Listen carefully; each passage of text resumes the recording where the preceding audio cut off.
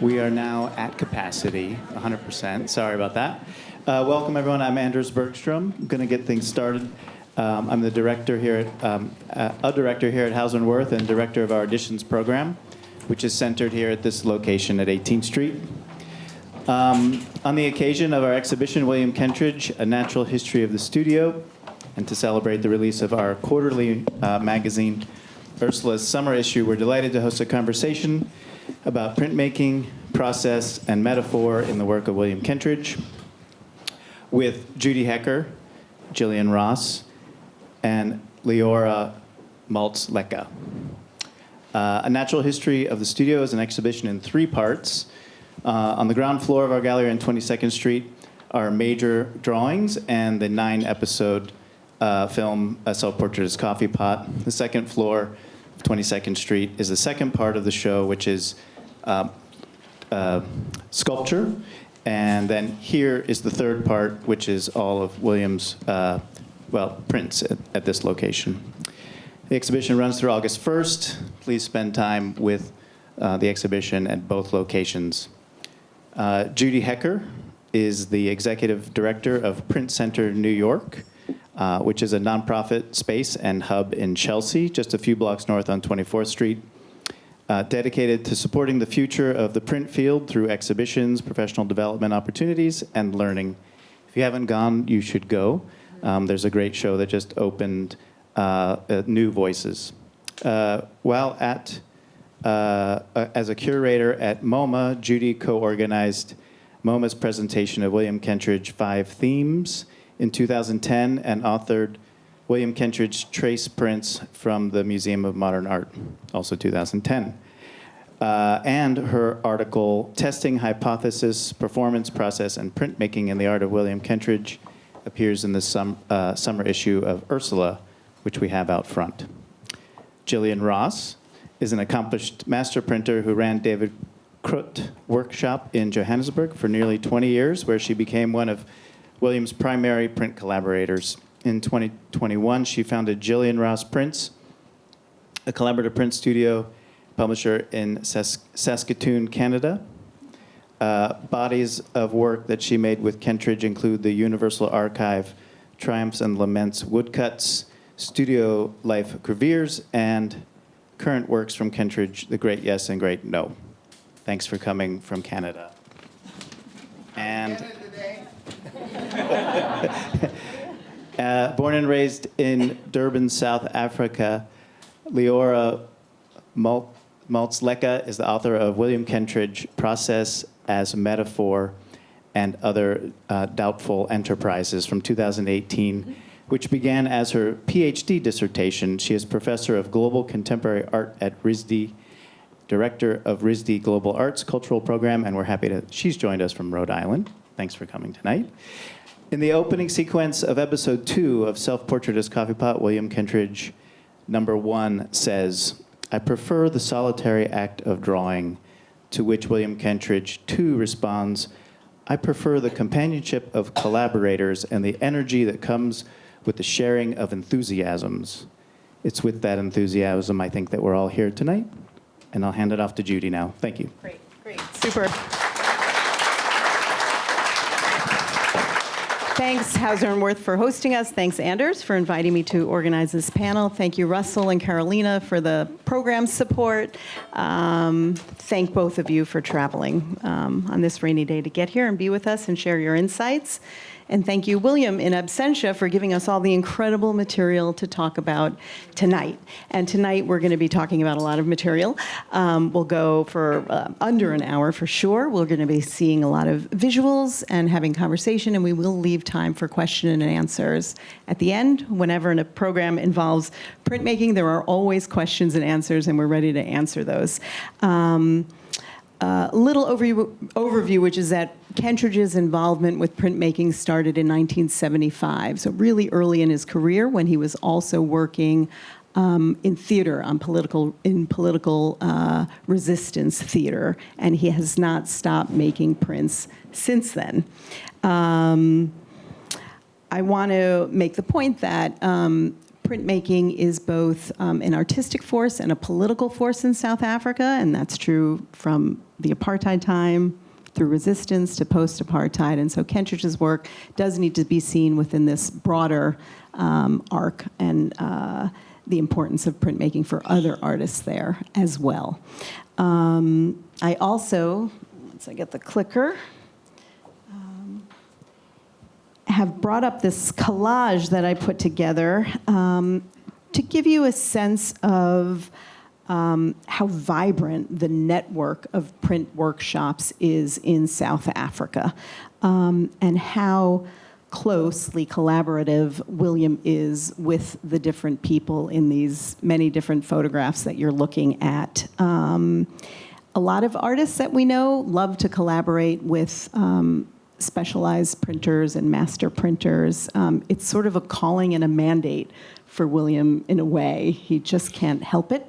And what's so wonderful about South Africa is there is a kind of tight-knit community of print workshops that collaborate, that are collegial. Jillian's going to be speaking on behalf of some of them tonight. And Kentridge really thrives on that both versatility and the specialization that each print workshop offers. And we're really very pleased to have one of those extraordinary specialists, Jillian, with us here from Canada, who started working with William back in 2006, first with David Crutt, and then opening her own workshop. She's worked with him across 3 continents. Is that right? Yeah? She makes it happen, and we're really excited to hear from you. And we're really happy to have Leora here from Rhode Island, who has been reading about and thinking about Kentridge for at least the time that you did research for your dissertation, which turned into a beautiful book on metaphor. And Leora is going to layer on her commentary on the motifs and the metaphor and his biography and also the South African context. I also want to point out that all the works that we're going to be seeing tonight are on view in the gallery, which is great, and it represents a couple of decades of prints. But as a result of that, there are some printers that are left out, such as Dudonné here in New York, the Brodsky Center, and others. So we are not able to do, at least tonight, but maybe a part 2. I think there's a Brodsky Center out there. With Randy? There is. Oh, there is one with Randy. Hi, Randy. Randy. Yeah. Okay, great. So Brodsky Center's there. But he's worked with so many, so we're not going to be able to, not everybody, but we'll maybe have a part 2. Part 2 with that. So we're going to jump in and look at some works on view and also show you a lot of process photos and give you some insights into the studio, into the workshop. We're going to hop into one of the more challenging pieces that was created in collaboration with Mark Atwood at the Artist Press. It's called News from Nowhere from 2007. It's a really complex litho and collage project that Mark worked for many, many years in his beautiful purpose-built facility that's a few hours from Johannesburg in farm country, and it's absolutely idyllic and gorgeous. And there he focuses on hand-printed lithography, also collage, and many other things, and works with quite large scale. And so I'd love to just jump right into it. We're going to move through some slides here, and Jillian can tell us what we're looking at, what Mark's specialty brings to this, and Leora, you can give us some background on the nose, and how this way of sort of piecing things together by collage became a kind of larger strategy and metaphor for other ideas in Kentridge's work. You want to take it away? Sure. Hi, everyone. Thank you for coming. I can answer a lot of questions about printmaking. Often they are, how did you do this? Or how did you do that? And to speak on behalf of some of the other printers is an absolute privilege. Randy, I learned from Randy from 2004, I think. We kind of all have a relationship to the technical, very obviously, but we're also very transparent. And we all learn through working on William's projects. So when we work on small scale or large scale, it's it's a thinking process, or each of us works in series, actually. So William finds an idea, and you would get a phone call and you'd say, I have an idea, can you come see what I'm working on? It's in the studio. And you go to the studio, you're surrounded by all of his drawings, and he introduces an idea. So this particular work is from 2007 when he was working on the Nose opera. So he kept referencing it was just this blob. So it's all these blobs. But collage goes back quite a long way, where he never tries to make a perfect drawing. He'll make 6 drawings, tear them up to make a perfect drawing in collage. So from printmaking and lithography, everything is printed in layers. Every color is printed in flat layers. So lithographs can be quite punchy in their color. And Mark's specialty is the collaging and putting them back together.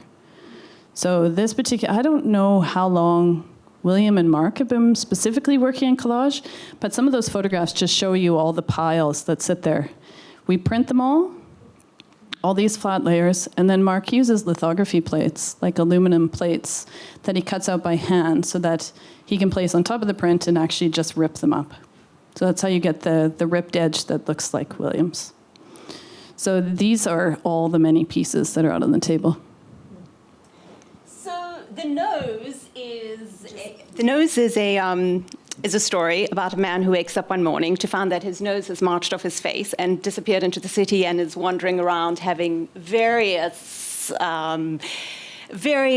events and adventures. And, it's an absurdist play written by Gogol, but I think for William Kentridge, it really appealed to him because it exemplified the idea of the divided personality, right? So you'll see in many of the prints and drawings on show, the arguments in the videos as well, William arguing, one says yes, one says no. So that idea of contradiction as being really central emerged, it has different origin points, but it really emerged beautifully in the nose, where the face and the different parts of the face are arguing with each other about what their proper place is. And the nose does not think its place should be on the face of the man anymore. So there you see the nose wandering around town, and this was an amazing performance. But I think it's also really interesting as a place to start because, as Judy mentioned, it really exemplifies his idea of piecing together little bits and pieces of paper as a way of trying to piece together the world, as a way of trying to piece together these disjunctive fragments of reality out of which one wants to try and make some sort of coherent sense of a world that is crazy and makes no sense. And so oftentimes in the nose, the characters will say things like, this makes no sense. And the others will say, no, it doesn't. But, so there's a sense of this absurdity, and yet despite this lack of sense, there is, I think, always an underlying proposition in William's work that art, particularly drawing, particularly printmaking, is one way of possibly drawing a thread of sense or sensibility through the insanity and craziness of the world. So this idea of piecing together, one sees throughout his work, it literally begins with bits of torn black pieces of paper, which come together to form something, as he puts it, that he would not know what it was before he was making, but which can be recognized. So it's a very different faculty, the notion of recognizing something rather than pre-creating it. But also then, in all of the work, you see pieces of paper joined together, revealing their seams, revealing their fragmentation, revealing their imperfection, but also coming together momentarily in this kind of semi-unity. And that's actually a really great segue to this next piece, which is on view, which is called 12 Coffee Pots from 2012. And of course, the coffee pot is a long-standing motif, which we see in his sculpture, we see it in his theater pieces, in his prints, in his drawings, and it's the foundation for this new series of movies and films that have been released. And what's really nice about what you said about this sort of lack of predictability and papers coming together and shifts happening as he develops things spontaneously, you really, really see this in this development of the 12 coffee pots, this movement from representation to abstraction and sort of a calligraphic mark at the very end. I'd love Jillian to dive into 12 Coffee Pots because that takes us back to, as I said, 2012, when you were the master printer at the really important David Crutt workshop. It was, I believe, a 4-year project in all with the Universal Archive. Nothing happens quickly in Kentridge time, which makes it exciting and daunting and a lot of labor. And then, Leora, after that, you could comment about the notion of the self-portrait, I think, in the coffee pot again. So tell us a bit about how this unusual drawing in print project developed. In 2010, David Crutt opened the workshop at Arts on Main, next door to William's Theatre and Sculpture Studio in downtown Johannesburg. So the previous David Crutt workshop was quite a small space in the suburban area, and now we were in this giant space with so much potential and so much possibility, and right next door to William's studio. So William came into the studio on a daily basis. Working from a distance now has become quite a challenge because of that closeness and being able to see him every day. So this is print publisher David Crutt and William together. These were my 2 mentors for a very long time. I was quite a lucky person. I still am, I think. I've learned from Randy. I've gone to all these different kind of print studios, and what I've realized is the best part of collaboration is we never say no. So we do just try. We always try. So William came, again, he gave me a phone call and he said, I'd like you to come down to the studio today. I want to show you what I've been working on a series of the Norton lectures for Harvard University. And I've written 4 of them. I work every morning in the studio writing, and then in the afternoon I draw. And he said, I don't know what to do next. So come on down. I think I've come up with a good idea. There was an artist, his name was Ryan Aronson. He was in our studio prior, and he was working on lino cuts, and he was using copper engraving tools. And 3 years later, William said, I've come up with this idea for us to carve my ink drawings into lino.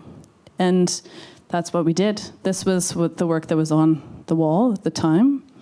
And you get to see little bits and pieces of everything else that William's working on.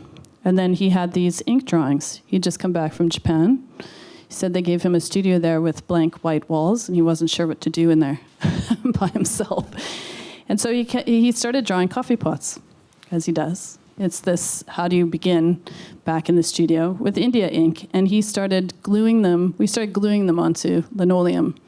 And we used those copper engraving tools to get the smallest, finest marks we could. This project, when I first started carving the lino plates, William said, I think you should just manage the whole team. Your carving is a little stiff. But very kindly, he said that to me. And we always talk about the production and the numbers. What I learned on this project was how to look at paper. I did all of the composites. William sometimes would give us a collaged work so that we knew where to layer paper, but we actually always had to figure out it on our own. Nothing is straight. Everything, you have to find a balance in the work. These works were torn up. They were put back together. Some of them are on a single sheet, like the coffee pots in the other room. But it became a series that he said it evolved from what he called productive procrastination. 4 years of work, 20 of us working on this. Some of the people carving linos were part of his team in the sculpture studio, who now work at Workhorse Bronze Foundry, in Johannesburg. In this photograph here are studio assistants and the framing company's Anthony Schmidt. So they always come into the workshop too for us all to try to figure out together how we make this all happen. So at first we were destroying every single one of William's drawings. That didn't really make any sense. So over time we started photocopy transferring them onto the linoleum plates, and to make it look like the gesture of an ink drawing took about anywhere between 15 and 20 hours to carve. So this carving team would sit around, often with William at the head, and if anything needed kind of like, I would always say a kind of a quirky detail, that's William. So William would come in and he does all the finishing touches and then figures out once there's many, then he can figure out where the next work goes and the next work goes. So it was a 4-year-long project that culminated in a piece that was 104 sheets of dictionary. The sheer amount of dictionaries we had to find actually is what took the most amount of work, truthfully. And we would have to import them. So yeah, what does it mean to make a portrait of yourself as a coffee pot? What does it mean to imagine or to conceive of yourself as the sort of bubbling, hot, dark liquid frothing over? It's a curious kind of question, and I think that if you look at William's early work, you see the way in which he's always made what he called display self-portraits. So if you think about the Felix and Soho films, those characters very clearly looked like him. He talked about them as display self-portraits. They changed and shifted in age, but they were ways for him to think through things. So what I think has happened over the years is that he's gone from making display self-portraits that look like middle-aged white Jewish South African men to making typewriters and coffee pots, i.e. objects that are still self-portraits, but they are just more and more displaced. But they are thinking machines, whether the coffee pot or the typewriter, they are all objects in the studio with which he thinks. The typewriter, a very traditional thinking machine that goes back to Nietzsche. The coffee pot may be more of a whimsical idea. He's talked about, for instance, the way ideas sort of percolate. And so, he's imagining always different trajectories of thought.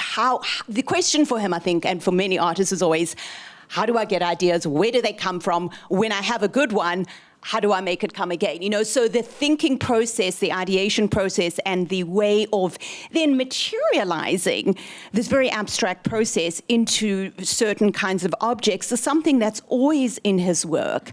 So I think that the coffee pot, among many objects, becomes a place where not even that he means it to be a self-portrait, but I think he's talked about how long ago, when he was a young artist, he spoke with David Goldblatt, the South African photographer, and he said, how do I make sure that I am in the work, that these are a reflection of who I am? And Goldblatt said to him, you can't escape yourself. You will always be in the work. And so that's why in a lot of the prints you see things like, every page I turn, there I am. The idea that one can't escape the self, that there is no escaping the self, that everything will always express to some extent, whether one wants it or not, who one is. I think over the years, it's just something he's come to accept more and more and more until he can see the coffee pot and realize there he is. And this is actually a dramatic shift in scale. This is a small work that's on view called Three Clean Men. So I think it's perhaps 3 versions of himself.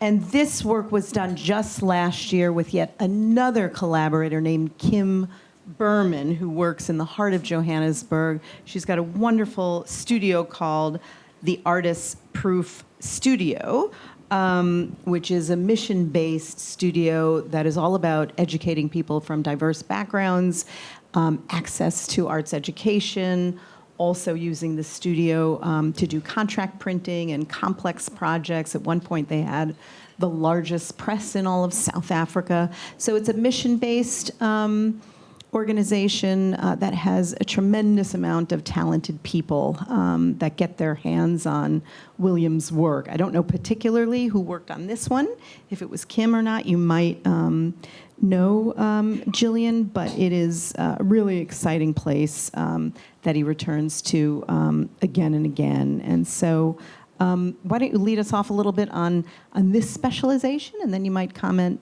a bit more if we have any more comments on the coffee pot in this work. Where to begin? I wanted to say with the Universal Archive and the dictionaries, it's the language and the words. Also, it's these associations that just keep coming back, and it's like with the Universal Archive, we picked random sheets from a dictionary, so it was the random wordings and images that kind of always keep William guessing or learning and it interesting. So it's kind of the same with the prints. So Kim Berman runs the Artist Proof Studios. They are a training facility for young printmakers that can work in either a collaborative shop or they can work as printmakers in their own right. So there's a difference as a printmaker and a printer. Printers work with artists and produce the artist's work. Printmakers make their own work. So Kim Berman has a studio with both. They also do large-scale lino, which they've done quite a number of projects with William. They also have, her other project is a paper-making facility. So it's called Pomani paper, and a lot of William's etchings that they work on are printed on this particular paper, as is the one on the show. So go and take a look at it. It's quite a special, piece of paper, and it holds the lines beautifully. For these works, they wanted a photographic image, and they don't have the facilities for photogravure, which is a very laborious process that I can describe later, and Randy could answer a lot of questions about it, but it takes a lot of specialization, a lot of time, and they improvised. William's been working at the Artist Proof Studios with coffee lift instead of sugar lift, and it's taking instant coffee and mixing it with water until you're happy with the fluidity of it, and painting then onto the copper plate. So to get the photographic image, in this case, they silk screened it on so that the coffee pot image was on the plate. They put it into an acid bath, or they put a hard ground on it, tar, essentially, and then they put it into hot water, and the coffee lifts off the plate. So then it exposes the copper underneath, and you put aquatint powder on it. A lot of this I just say out loud so you could look it up later. But it's essentially that it melts pits onto the plate, and you drop it into an acid bath, and it etches around those pits. So essentially it makes little mountains in your plate, which creates a tooth that you can put ink into that will hold. That's as simply sometimes as it can be. But it really is just a matter of getting an image onto a plate. And then William paints the rest of this particular image by hand.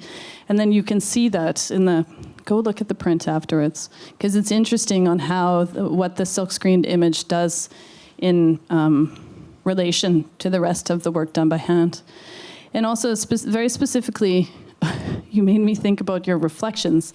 And William was always talking about looking at his own face, and it's now become his father's face. And also when you're working on a copper plate, it's a mirror finish, so you're staring at your own face.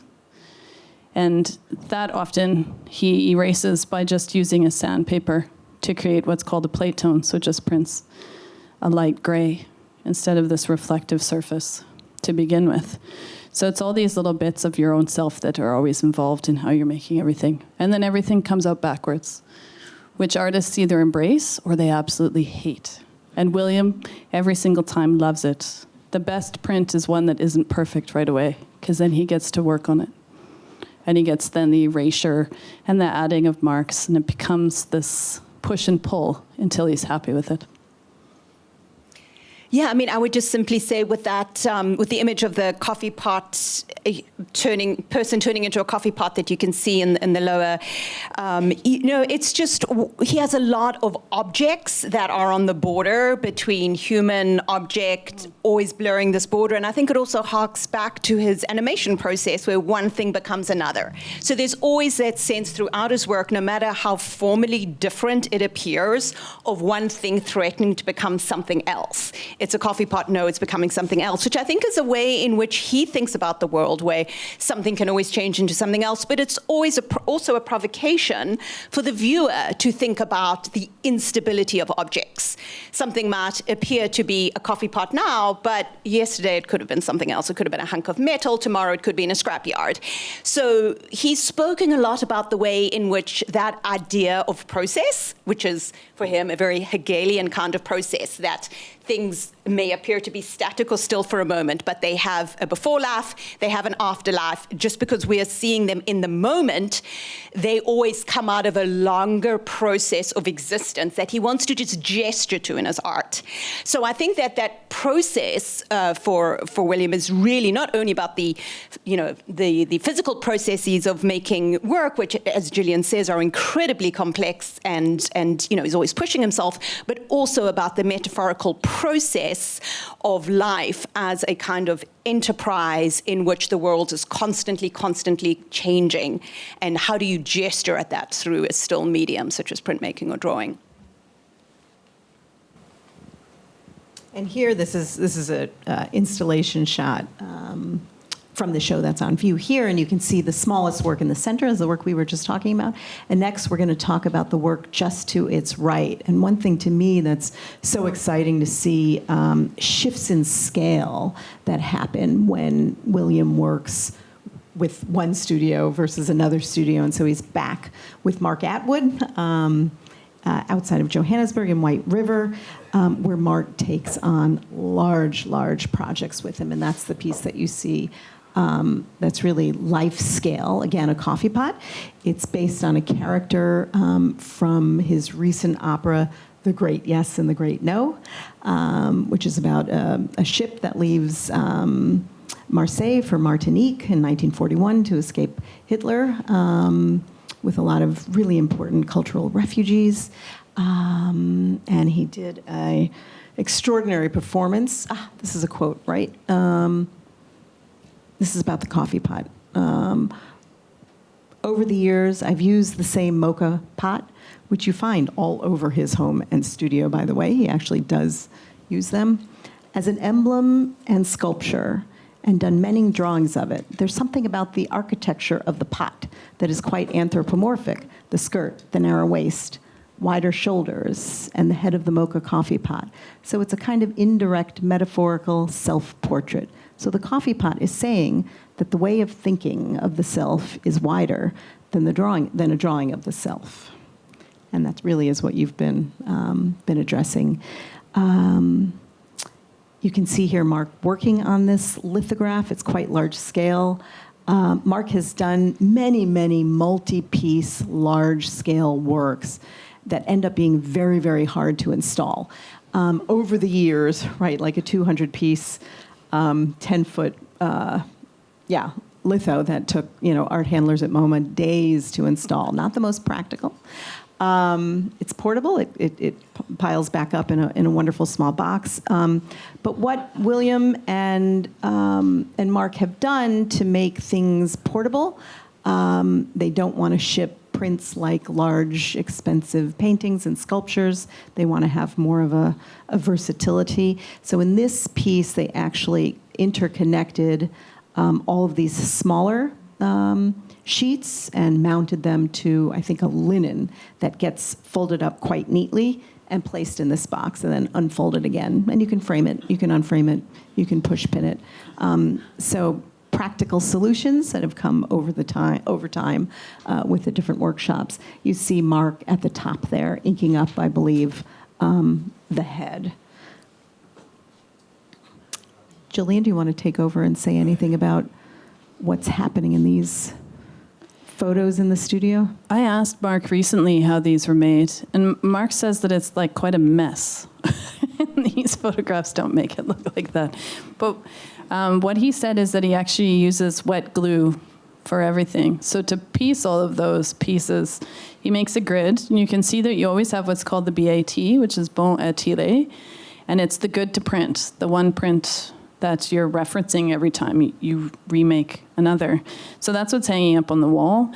And he has a team of people who are placing the sheets in the right spots. So the glue is wet. You have to allow for the sheet of paper to expand once it's wet. And then you adhere it, and he puts it then into a drying rack that has clamps on the side of it and corrugated cardboard with a fan running next to it, so the air goes through the corrugated sheet so the prints can dry and can dry flat. That's what you're seeing there. I think we've got one more. This is a scene right from The Great Yes and The Great No. I don't know if you want to comment on that, but you can see the coffee pot head, which actually has been, I think, on many different bodies in this piece, and that becomes the genesis of the larger print that you just saw. They often start out just as cardboard cutouts. Often they are, even in the performances, cardboard cutouts. It's whatever's on hand that's easy.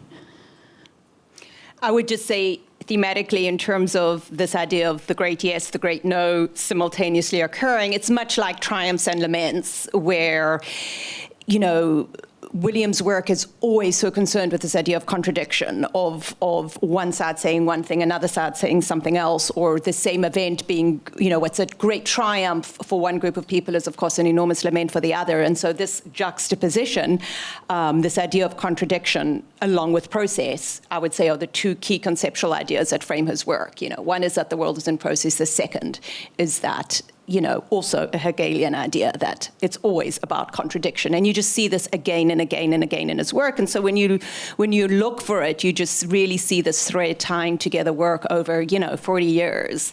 And this, I think, is really sort of a capstone of that long time battle. He did a print called The Battle Between Yes and No in the 1980s. And so it's sort of a recapitulation of that idea that he's still wrestling with.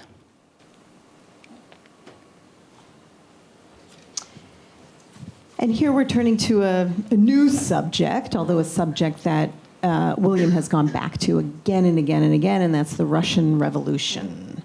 We're also seeing the introduction of color, which is quite unusual. With his early work, was predominantly black and white. Occasionally you would see blue lines, you would see the occasional red mark come in, but now in this project, he's working very intentionally with color.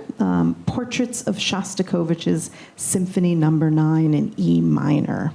And this has been a very long fixation, again, back with Mark Atwood.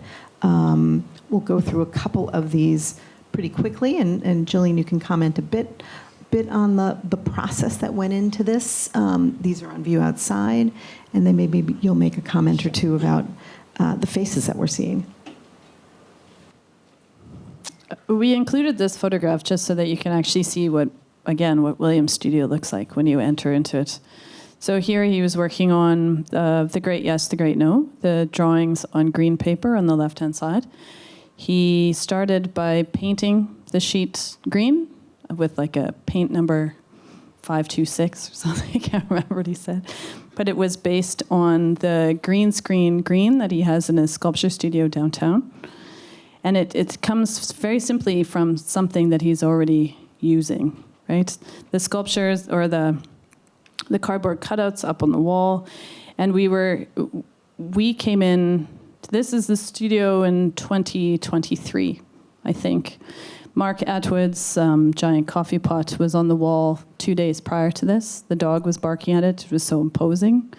It becomes these very comical moments mixed in with very serious ones.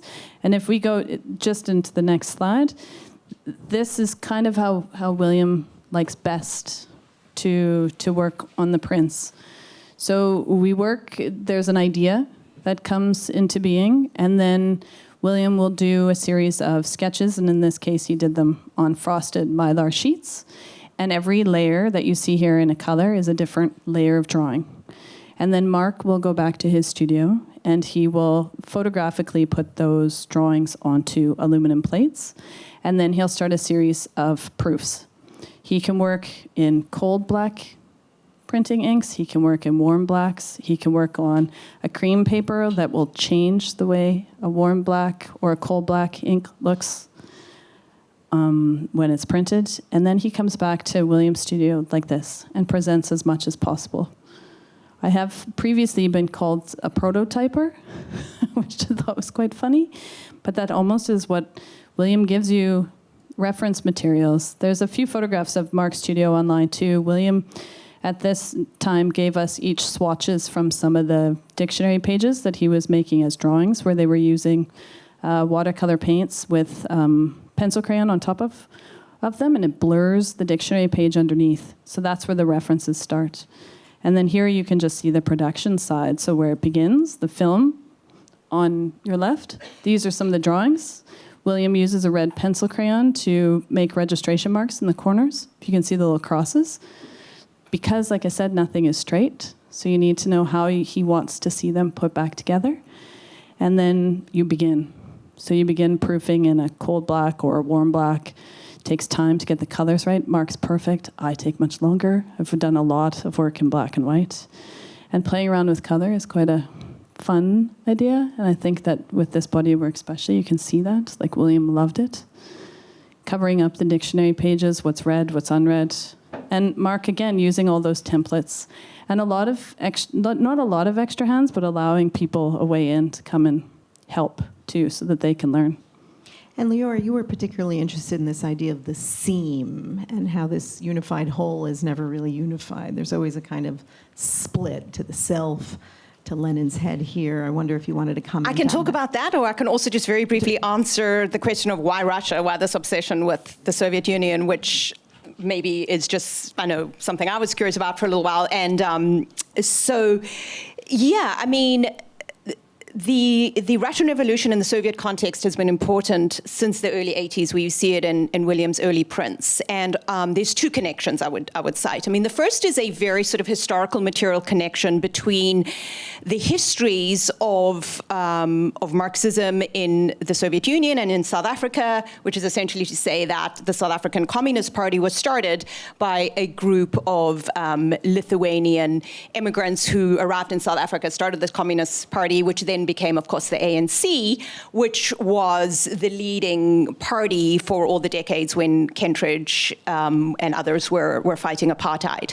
So Russian iconography, Russian ideas, Russian literature, Russian poetry were always very central because of that connection. There was also a parallel split where, on the one hand, some of the most prominent people in the resistance movement and the Communist Party and the ANC were Jewish, but so too were some of the biggest capitalists and wealthiest exploiters in South Africa. So that split then became very important to Kentridge's work. We see it in a lot of different contexts, but he also he talked about how the fact that Russian history of the early 20th century felt and seemed much closer than, for instance, post-war American history. So all of the histories of contemporary art that one sort of thinks of as now being global really did not make their way to South Africa.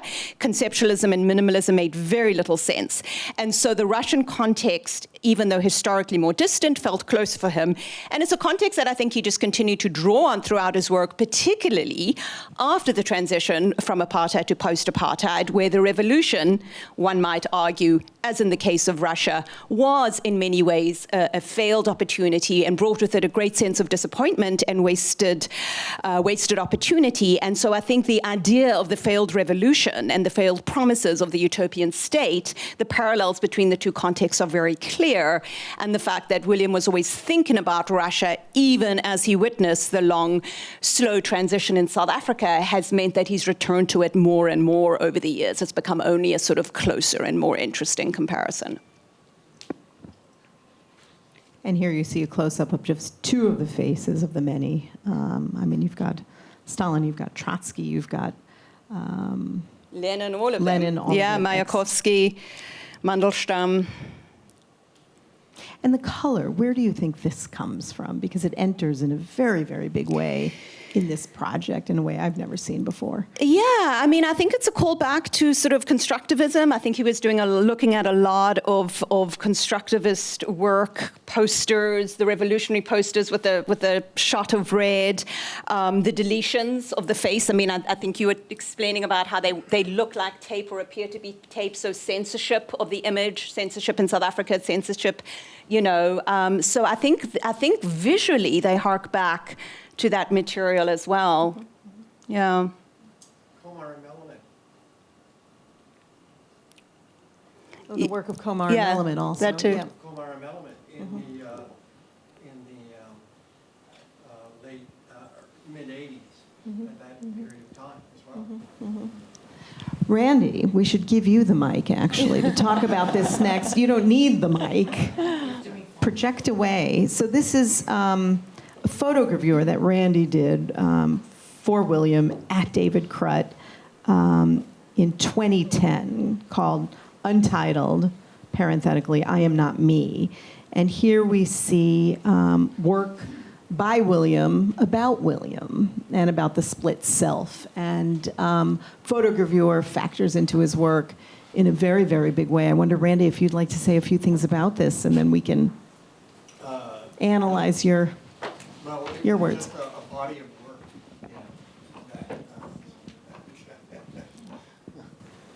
This was just a body of work revolving around I am me, not I am not the horse, I think is the full title of it. And it was a kind of a portfolio of works that utilized photogravure, which allowed William to utilize photographic images in a way that we were able to then combine with actual creating the photographic work. Hard to describe photogravure. It's a very complex process that produces a very photographic plate that looks like a photograph when it's printed in the traditional printmaking format. And then William would take those plates and then reinvigorate them by scraping, burnishing, adding dry point, and obliterating elements and adding elements to it to invigorate the surface in a way that kind of created a new kind of a kind of interaction with the image itself. So not to rely on just the photographic image. And he did that with all the plates in the series of works that we did with this project. Thank you, thank you. And I think we're gonna try to move along to get to the last couple of projects, but maybe you want to say something very quickly about these more recent studio self-portraits where we see an older William, and I know the self-portrait has been a motif since the very beginning. Leora, do you want to? I mean, I would just say that there are this fascinating play between just like I am not me, the horse is not mine, which is sort of from a Russian folk tale about denial, where someone says, not me, who me? No, not, this is the same sort of thing. What one denies in oneself and what one can recognize, and how each time one looks in the mirror, there are parts of oneself one wants to refuse to recognize, one can't acknowledge, one can't confront. And of course, that is the central condition of being a white South African, the state of denial and the refusal to acknowledge, much about one's life and one's reality around you. So I think this play between recognition and failure to recognize remains key at a range of levels. And we're going to move on to one of the I think the most recent work on exhibition, which comes out of Jillian's studio, and it's one of many, many lush green landscapes that William has been working with Jillian over an extended period of time. They're quite different. The South African landscape has, again, figured into his work since the beginning, but it's a drier, more austere, barren landscape. This is a much richer, lush landscape, and you see different tones of green. And I'd love for you to launch into what's happening in here. Maybe we start here. This is William's home studio, so in Houghton in Johannesburg. He is surrounded by one of the most beautiful gardens, rock cliff side behind him, and he's also up on a rock you can see. That's his view of the whole of the city of Johannesburg as well. It's his childhood home. So the garden print that we were working on, I, by accident, moved to Canada in COVID in 2020. It wasn't intentional, I have to say. It was more of a, like I said, an accident. But what happened is because people couldn't work together, 3 weeks after I found myself in Canada, William, we were corresponding via WhatsApp a lot. He said, "You have to come back." You have to come back. I said, "I'll be back. I just don't know when."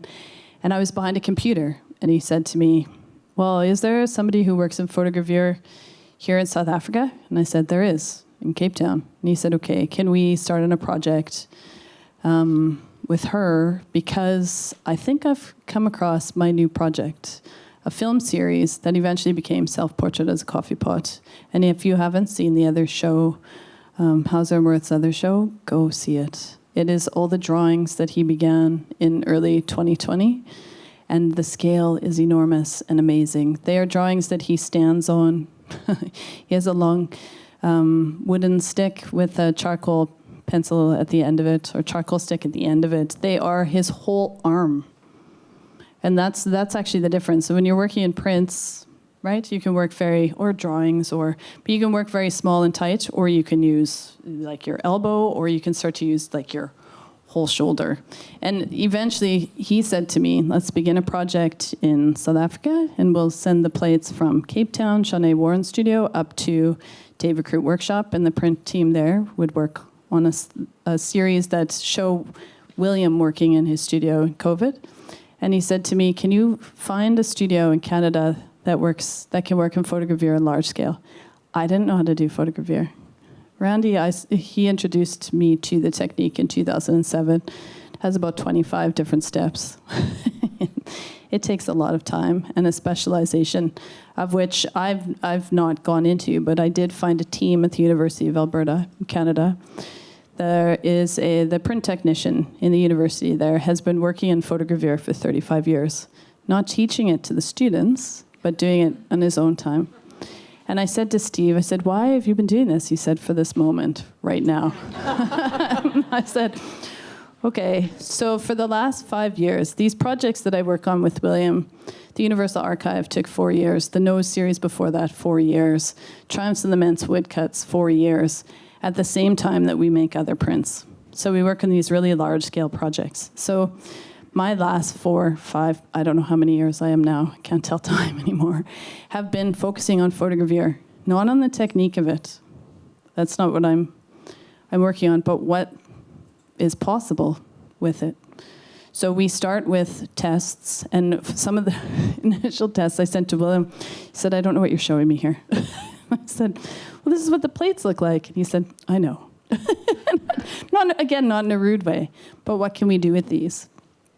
So I start working on small works to try to figure out how to do color, how to do layers. And he came up with an idea very early on that said, I want to turn the drawing, The Old Gods Have Retired, into a photogravure print in large scale. And I'd like you to make it bland.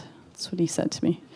And what bland actually means is so that it's not so perfectly done that he can't touch it. So it's a matter of like, and these photogravures, people might say that they are reproductions. In fact, they aren't. We are taking in some cases drawings that he has already made in a larger scale or a smaller format and enlarging them or shrinking them, but they become a translation is what he calls them. So it's always, and nothing is on one plate. We're not trying to make the biggest print there is. We make a lot of things from pieces simply for production purposes. Our presses aren't that big, but also for shipping, that kind of thing. So these gardens, they became these reflective pieces, I guess, surrounding ourselves with what feels we should be surrounding ourselves with, the importance, the living and breathing around us. So William, this is a project that we conceived of after I'd been working at the University of Alberta for 3 years. I had the opportunity of working at the Ramey Modern in Saskatoon, the art museum there, and they essentially commissioned us to do a project with William so that we could move our print studio into the museum for a 4-month period to print it. So William showed me the small self-portraits, and we used that kind of as a testing ground for what we could do in large scale for this exhibition. And this is what the plate making looks like. Steve Dixon from the University of Alberta, there's a team of us, but he has set up to make photogravure plates on rotation. He can make them much more quickly, simply because he has the equipment to do it, and he kind of looks at it very systematically. And it takes us about a month still to make the plates for some of these works, and then we ship them to Johannesburg because you can't make the work without the artist. We can make some of the work on behalf of the artist, so I could direct Steve on how the plates should look and on how far we should push them or pull them back. We ship everything, to Johannesburg, and then we work with the team at David Crew Workshop, who I've worked with for over 10 years. So we have, it's all in our hands. We all know how the work needs to be done. We look, and then William guides us. William has made prints for such a long time. He's taught printmaking. He understands how it works. He's kind of just looking for where something will go wrong, the happy accident. It's where he can fit in, and it's a call and response. So the more you can show him immediately, the more he responds to, makes the decision, and we move forward. So then this particular body of work came back to Canada, and they are all made with maps. Mark Atwood, too, to put all of these, the bigger prints, the ones that were harder to ship once upon a time, all come with instructions manuals. We spend endless amounts of time trying to make sure that they can be framed in the way that they're supposed to be, and that kind of thing. So it's almost become like a performance piece. Kind of goes back to your basics. It's the gardens, the landscapes, the layers, the text, all of it kind of encompassed all in one. And tell us what, this is the most unusual thing that I've ever seen. I've seen print demonstrations in sort of small ways in museums, but you actually took over part of the Remy Museum and completely relocated your workshop there to create a kind of functional space that the public could interact with. William came to work with you there. It was really an extraordinary thing. It's like, I'm not sure MoMA would ever let you drop this right into the center of their space, but here you did, and you actually worked there for how long of a period? What was that like? And what was it like with the public interacting with you? We were in there. We were in the Remy Modern on the main level for 4 months, actually.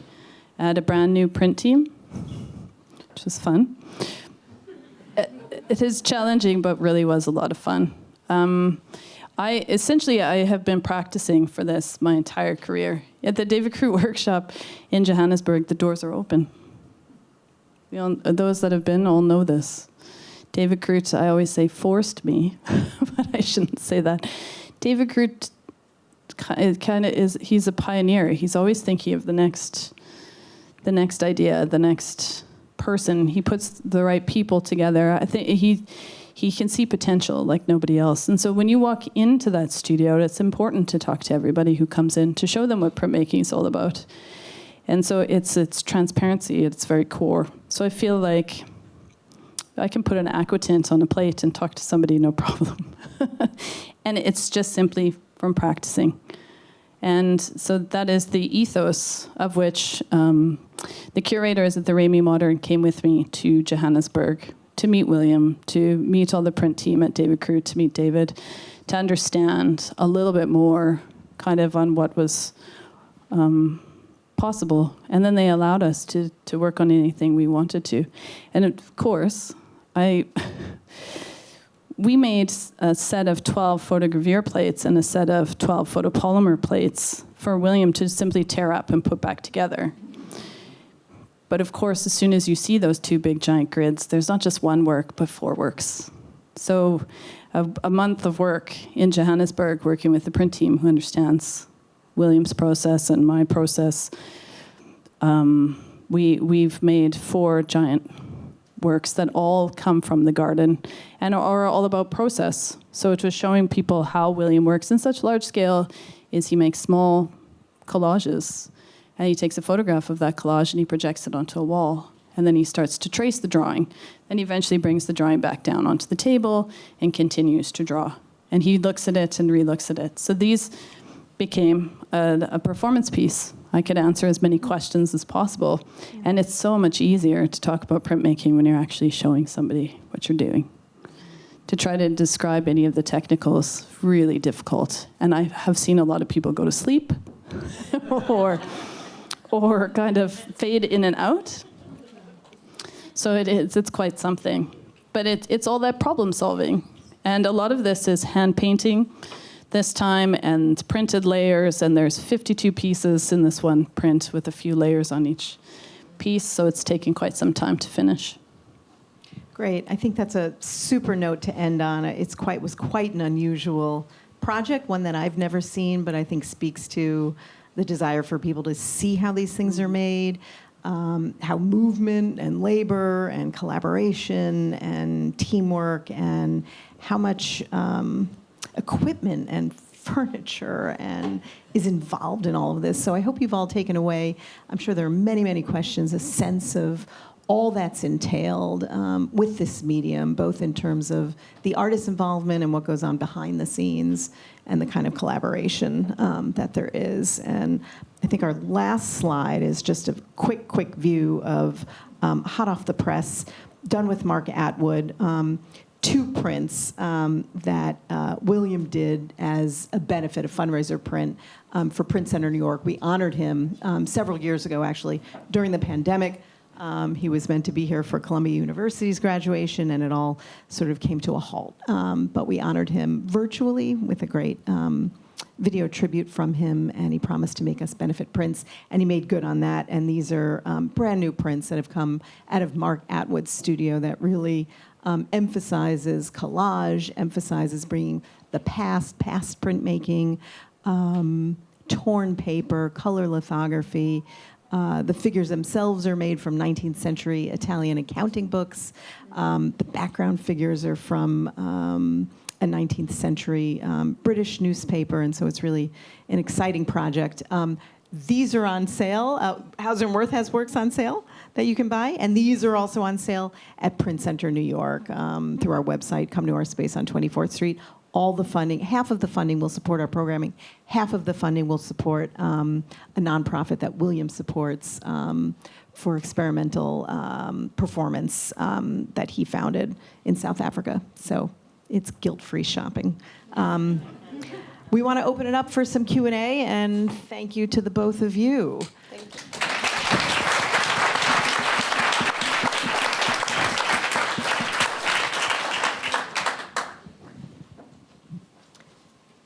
Any questions or comments? I just want to know that Steve Quick, if he's going to keep doing this after you all phase out in his life. Sorry? If the gentleman you found in Alberta that was by accident for years practicing for this, is he going to continue doing this? We just came back, actually, from a show that they put on at the University of Alberta showing this last 5 years' worth of work, all the different prints that came from it. And he hadn't been teaching photogravure prior, and now there's all the grad students are interested. It starts an ethos that you just don't even see as it's coming. And because, again, the studio is always open, it was in the summer months, but there are always grad students downstairs coming through asking questions. And we took over the whole space. So it's, again, with William's project, he shows us where the ceiling is, and we carry on all the time. And then it opens up all these pockets. So Steve is now teaching others how to, and like I said, it's 25 steps. And it's quite laborious. So people, and it's fading away, because the materials are no longer made, the gelatin tissue is almost no longer made. So now there's part of the Canadians, and Randy, you'll have to join them, also being Canadian, who's developing some of the gelatin tissue so that we can carry on. Yeah. Any other questions, comments? Yes. The processes that you guys have covered so far have very long and rich histories, as well as... Hello? Okay. Sorry, for those in the back that I projected in the wrong direction.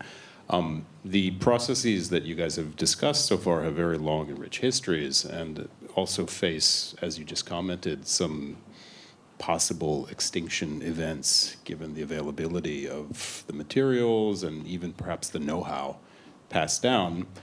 But on perhaps and hopefully a positive future-looking note, are there any new technologies or techniques that have become available to you that you're experimenting with that have the opportunity to perhaps reinvigorate some of these older techniques?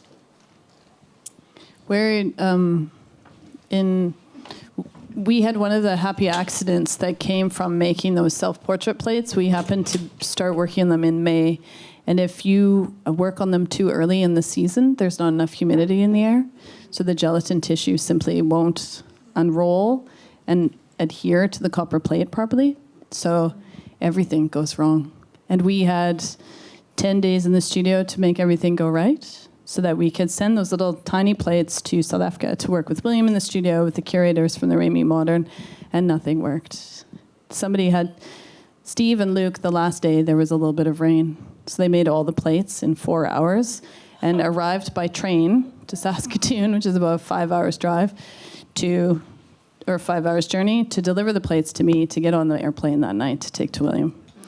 And because of those little tiny mistakes, William had a way into making those plates, and we started working with hand painting on chine-calais papers. So chine-calais is glued paper, and William very simply will paint like a circle. And then we cut up those pieces and adhere them as part of the prints, and that kind of covers up, essentially, the mistakes. But what we also did was we reached out to another studio here in the United States, Cone Editions, so that they can make us a photopolymer plate. Photopolymer is see Randy, is a plastic plate. But again, the thing, so as soon as I took the photopolymer to Johannesburg with the photogravure plates, William knew what to do to the photogravure plates, but he'd never seen the photopolymer. So he said, "Can I carve into this?" I'm like, "You can, but it doesn't print very well." I said, "But William, it's really fast." And he said, "Pardon?" I said, "William, inking this plate takes me 5 minutes, not 40 minutes. Or, sometimes those photogravure plates go quickly, but these photopolymer plates are really fast." And with photogravure, if you want to ink in color, like copper plates, it's hard. The chemical, or like what's the word I'm looking for? Your yellow comes out green.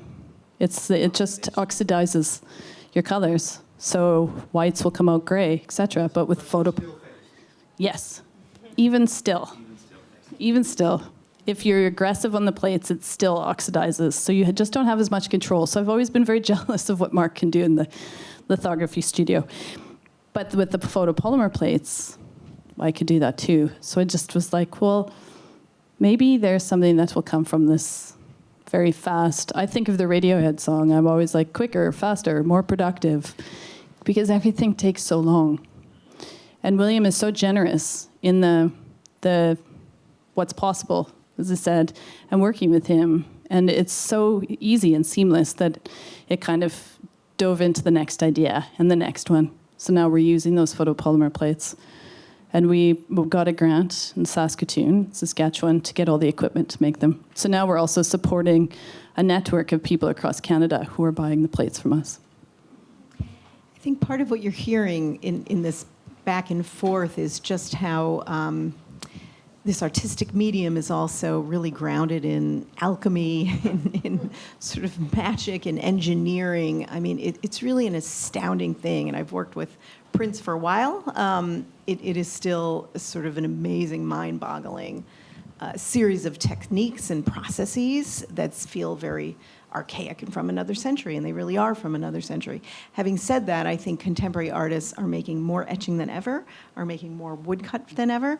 I do think that they're integrating digital means and reproductive means in that, but the output is still very much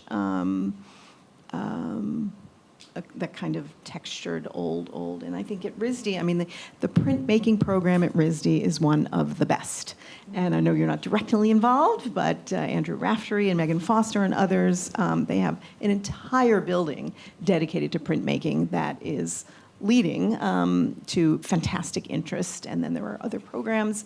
There are people like Jillian who are just brilliant and learn from incredible mentors. And then Mark Atwood was trained through this master printer program at Tamarind Lithography. I don't know if you want to say a little bit about your view of printmaking in the RISD context? Yeah, I mean, just to say that it's a super dynamic medium, and it was wonderful to see the exhibition currently on at the Print Center, and just to marvel at the enormous range of material and media that now fall under the rubric of printmaking, like printmaking on compacted sand, and on barbed wire, and on just this amazing, and they're all prints. They're prints because they are made using the core technique of printmaking, but really, I think people who haven't been keeping up with printmaking might walk in and say, gosh, it's just a very, very rich field. And I think William's work is so amazing in part because it just, he's one of those artists who just keeps reinventing this medium that just has so much potential,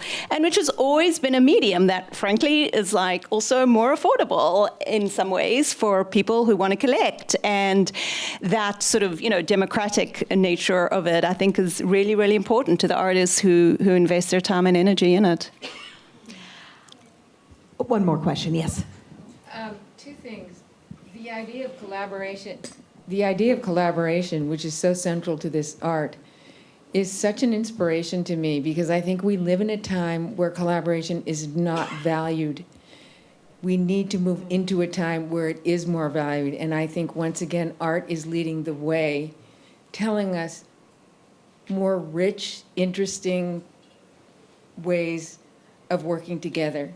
Because one mind cannot do it all. We are so used to canonizing one, this one, that one, the genius.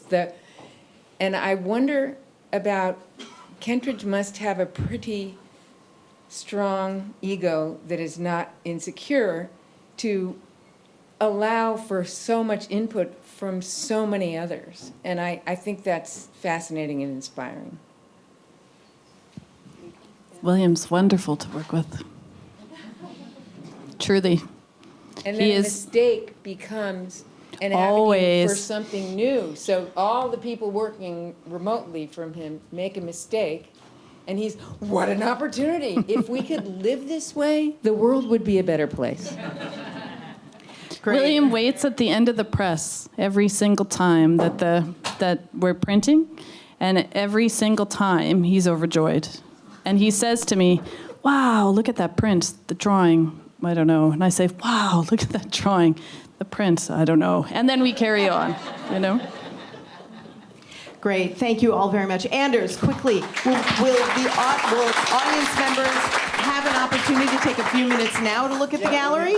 We'll leave the lights on so you can see in person 10 minutes, go run, and see what you've seen on screen in person. Thank you. Thank you.